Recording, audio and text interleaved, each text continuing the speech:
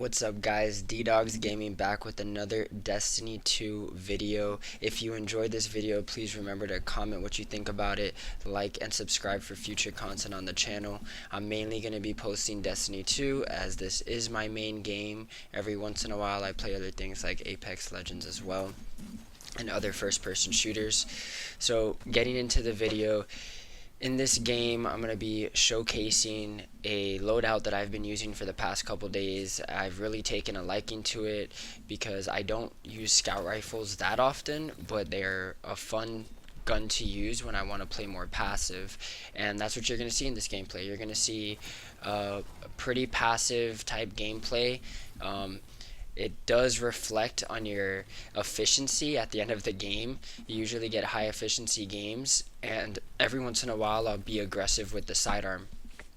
So I'm going to talk a little bit about the two guns that I'm using in this loadout, and then move on to the playstyle and how why they combo well together basically. So starting off with the scout rifle that you see me here using in the background gameplay, it's going to be the Patron of Lost Causes. So you get this from the Season 9, Season of Dawn, the obelisk in Nessus, I believe it is. And you can unlock it through the weapon bounties there, and as at the end of the activity reward from the Sundial event activity. And so the role that I have on my Patron of Lost Causes is going to be essential to your success in using a scout rifle in this meta right now. So I have rapid hit and explosive payload. That's my combo of traits, and I actually lucked out by getting steady rounds as a magazine perk and a stability masterwork. So this gun shoots like a laser. When you start landing the headshots and rapid hit kicks in, it really is super stable and barely has recoil. It makes it really easy to land shots with. Right, so this is a 200 RPM archetype scout rifle. So same as Mida multi-tool, it is a lightweight weapon, so you get all the lightweight bonuses like +2 mobility to your character when you have it out and increased sprint speed. And the handling is really nice. It has a really clean scope. I like it better than Mida. I do like Mida. I don't like it as much as I did in D1, but it is still a pretty decent weapon. I'd like the scope on this weapon better.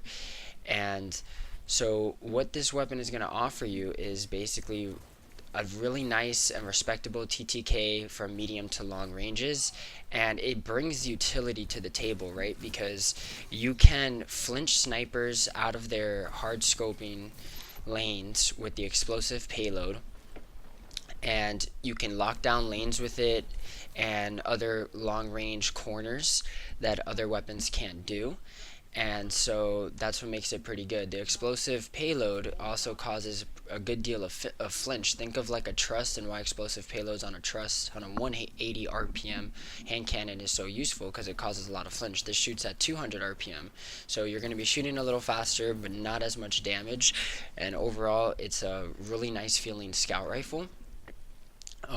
It's not the best. You're not going to be out TTKing hand cannons and the such, but if you play your engagement distance right, it's going to be a solid gun to use.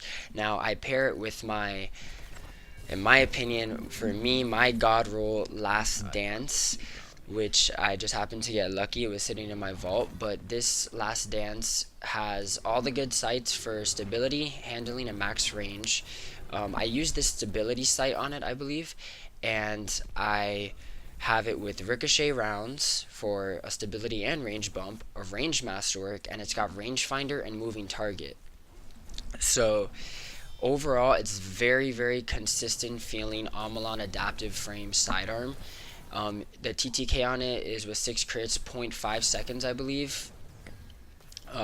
The optimal time to kill, and that doesn't happen too often, especially in close quarters where you're going up against shotgunners and they're dodging or jumping around, but overall the TTK is still pretty damn good, even if you don't land that 2 burst with the 6 crits.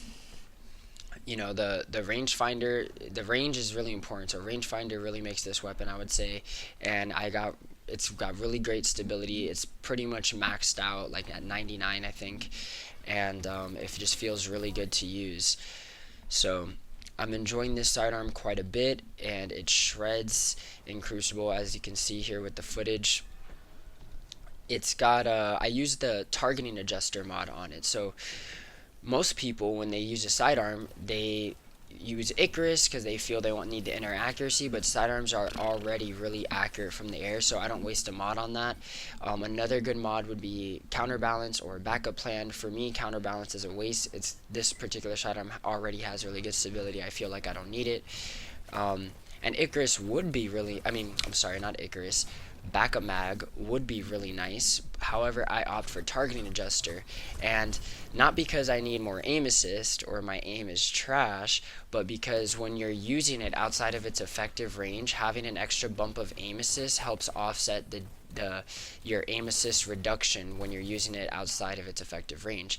So it helps me compete a little bit better when I'm going up against a hand cannon who's backpedaling against me, when I'm being aggressive with the sidearm. So I tend to use targeting adjusters on almost all of my sidearms for that one reason right there. Again, also with going back to the scout rifle, explosive payload for some reason makes the hitbox feel really nice on scouts. Like I don't know, it could be placebo, but it feels like the hitbox is larger and easier to land headshots with scout rifles in general. And so I wanted to basically exacerbate that fact. However you say that word, I have no idea, but basically just increase that effect. So make it a lot more forgiving as much as I can for me when I get into engagements at the more medium ranges against hand cannons and pulse rifles, right? So I use a targeting adjuster. Previously I did use a counterbalance mod, and it did feel really nice. It makes the recoil a lot more vertical than normally, like when I don't have rapid hit procced, but overall it still feels really nice with the targeting adjuster, so I've probably stuck with that longer than the counterbalance mod. So right now that's what I'm using, but it's kind of up to you if you want, depending on the role you get, right? So if you don't get steady rounds and a stability masterwork like me, counterbalance might be a better option than targeting adjuster on your patron of lost causes. So moving on to like the gameplay style of this loadout, essentially, is you just want to play passive aggressive, right? So you have a scout rifle that can basically be used from a long ways off in the game, right? And you can use it pretty effectively from, I would say, if you have good aim, I would say like 30 meters, because that would be like towards the end of hand cannon ranges, which are very prevalent in the meta right now. But ideally 35 meters and up is where you're going to want to use this gun, and where this gun is really going to shine for you. When you're at that range too, it's also a really good dueler, right? Because not many other primaries can contest you at that range. You have other scout rifles, like especially the rapid fire frame like Randy or Symmetry, that can contest you. You also have other pulse rifles like the aggressive four-burst pulse rifles, as well as like the adaptive like 390. Also max range, what's it called, the Horror's Lease and Outlast, those rapid fire pulse rifles, those can sometimes contest you if they have like rangefinder and they're like set up for max range. But other than that, this is a really solid dueling weapon, 35 meters and out, and you can make it work at the closer ranges as well. But that's why I have a max range sidearm that I pair it for. I make a dumb mistake here and fall off the map.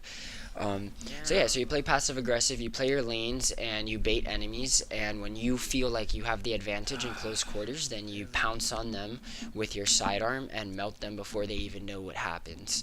And you see me doing that a little bit in this gameplay here.